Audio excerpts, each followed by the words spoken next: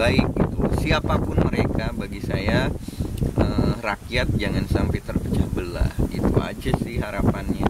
Siapapun pemimpinnya yang jadi nanti, saya harapkan kan rakyat lagi lah. Rakyat jangan sampai kita tercerai-berai karena beda pilihan dan lain-lain. Itu sih yang terpenting.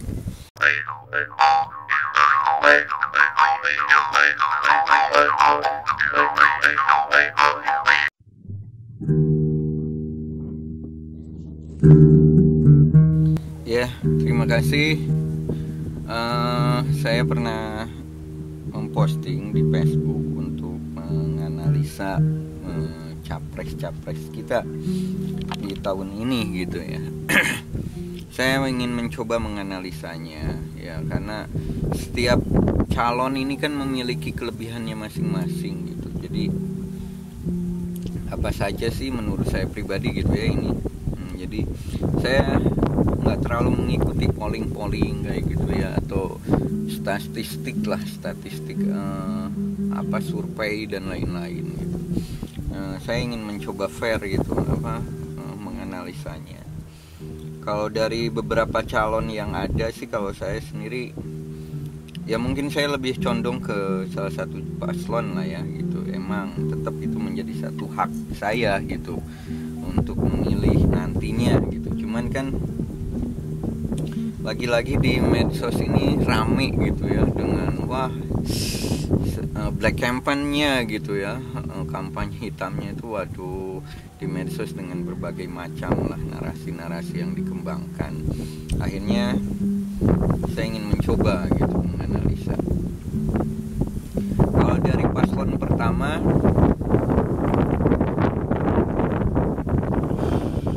dari Pak Ganjar dan Pak Mahfud ya.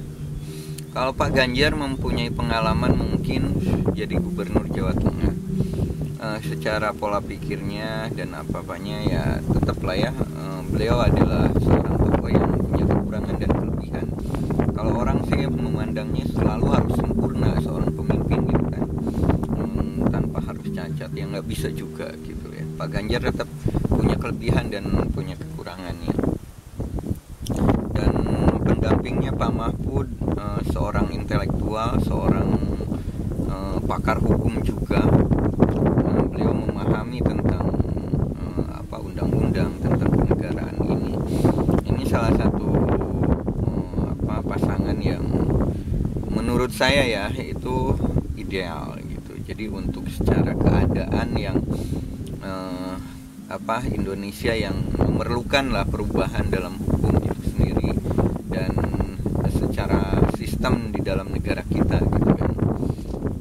Itu Pak Mahfud dan Pak Ganjar mumpuni lah kalau secara itu.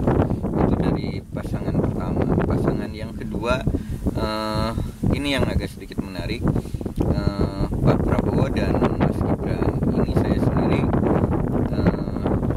salut dengan anak muda yang berani tampil. Walaupun di medsos ini banyak yang mencibir, banyak yang meragukan, tapi ketika berpidato ternyata banyak orang yang terbelalak gitu kan, kaget gitu. Ini pun salah satu calon bagi saya, Pak Prabowo, dengan pengalamannya ya, dengan pengalamannya beliau di pemerintahan, saya yakin bisa gitu, bisa mumpuni lah dengan mengolah negara kita yang besar ini. Apalagi dengan secara pola pikir yang global, tantangan ke depan, bicara tentang perang dan lain-lain, ketahanan pangan dan lain-lain lah. Itu Pak Prabowo mungkin punya arah ke sana, kelebihannya bisa diandalkan. Mas Gibran dengan pola pikir kekiniannya ini mewakili milenial, anak muda saat ini, bagaimana menciptakan perubahan yang untuk mengupgrade lah ya ibaratnya, pemikiran-pemikiran yang sehingga cepat maju dengan zaman sekarang gitu. Itu untuk pasangan yang kedua. Kalau yang ketiga, Pak Anies dan Caimin, Gus Imin, ini lebih kepada, kalau saya lihat ini kan tatanan religi gitu kan. Pak Anies sendiri dengan latar belakangnya lah, sejarahnya seperti itu banyak. Dan ini dibutuhkan gitu, Pak Anies Baswedan sendiri dengan Caimin, sebuah pasangan yang sebuah kolaborasi yang bagus bagi saya gitu. Jadi ada satu pemikiran yang akan baru lah dunia perpolitikan kita gitu. Apapun itu tujuannya, dengan perubahan ya sistem di dalam negara kita, atau perubahan yang lebih baik ya harusnya ya, yang lebih baik untuk negara kita dari pasangan Pak Anies dan Gus Imin ini sendiri. Saya sangat mengapresiasi dengan tujuan-tujuannya, dengan pendidikannya, apalagi Pak Anies Baswedan ini latar belakangnya dari intelektual juga ya gitu. Jadi mumpuni lah untuk perkembangan pendidikan kita dan lain-lain. Itu kelebihan dan kekurangannya ya. Seluruh paslon sih mempunyai karakter pemimpin sebenarnya ya. Ada hal ke sana gitu. Cuman kan yang diharapkan gitu oleh rakyat ini adalah pemikiran seorang pemimpin yang benar-benar bisa merangkul seluruh warna Indonesianya ini gitu. Jadi mulai dari budaya, sosial, politik, ekonomi dan lain-lain ini kan berani nggak ketiga paslon ini bisa merangkul semuanya gitu. Itu agak sulit memang gitu. Cuman kan mau nggak mau kita harus punya pilihan terbaik gitu. Siapapun mereka, bagi saya rakyat jangan sampai terpecah belah, gitu aja sih harapannya. Siapapun pemimpinnya yang jadi nanti, saya harapkan kan rakyat lagi lah, rakyat jangan sampai kita tercerai-berai karena beda pilihan dan lain-lain. Itu sih yang terpenting. Oke, saya ngerokok dulu ya.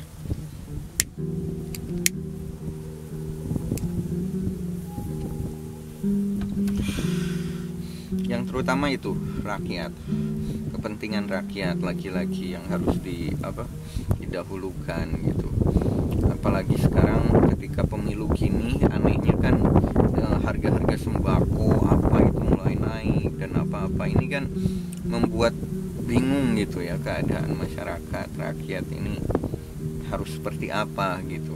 Jadi ayolah jangan ada budaya baru yang buruk gitu. Jadi ketika setiap 5 tahun mau pemilu pasti ada harga beras naik atau apa-apa. Ini kan menjadi satu kebiasaan politik mungkin ya, ekonomi di bangsa kita yang belum bisa hilang gitu.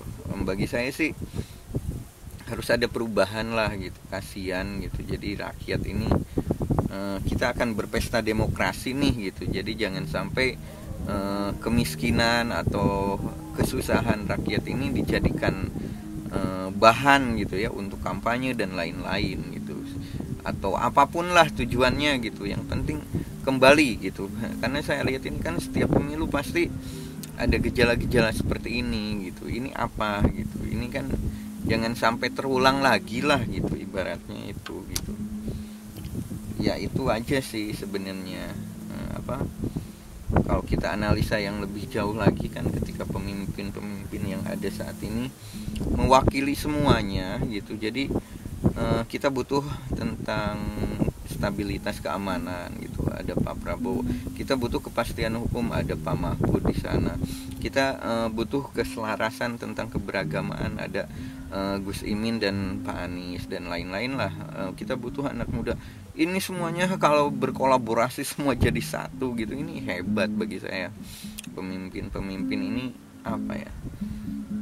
bisa menjawab lah kebutuhan bangsa kita gitu saat ini gitu, kalau bersatu gitu ya. Cuman kan ini pemimpin nih gitu, mau nggak mau harus dipilih satu gitu. Jadi ya kepada semuanya, teman-teman atau siapapun yang melihat video ini, ayo kita pilih pemimpin yang sesuai kata hati nurani kita. Jangan sampai rakyat terpecah belah karena beda pilihan gitu kan. Di Facebook ya saya mulai ada sentilan-sentilan, singgungan gitu kan ya. Jangan sampailah itu menjadi membesar gitu di kalangan rakyat bawah gitu. Kalau hanya sekedar di media dan kalangan intelektual kan berdebat itu udah biasa sebenarnya, dan itu sebagai dialektika ya, atau kematangan berpikir yang sah-sah saja. Cuman jangan sampai dibawa ke bawah, ke grassroots, menjadi sebuah konflik nyata gitu kan. Karena di bawah mereka nggak paham secara adu argumen atau apa, emosi yang lebih dikedepankan. Nah ini kan bahaya gitu. Jadi itu yang terpenting di dalam Pilpres ini kali ini gitu ya, yang saya harapkan sih seperti itu. Jadi pemimpin saat ini bagus, putra-putra bangsa terbaik lah ibaratnya. Jadi siapapun pemimpin Anda yang Anda pilih ya, pesan saya sih mohon jangan sampai dibawa ke grassroots segala perbedaan itu dan menjadi sebuah konflik apalagi gitu ya. Jangan sampai gitu. Itu aja sih harapannya.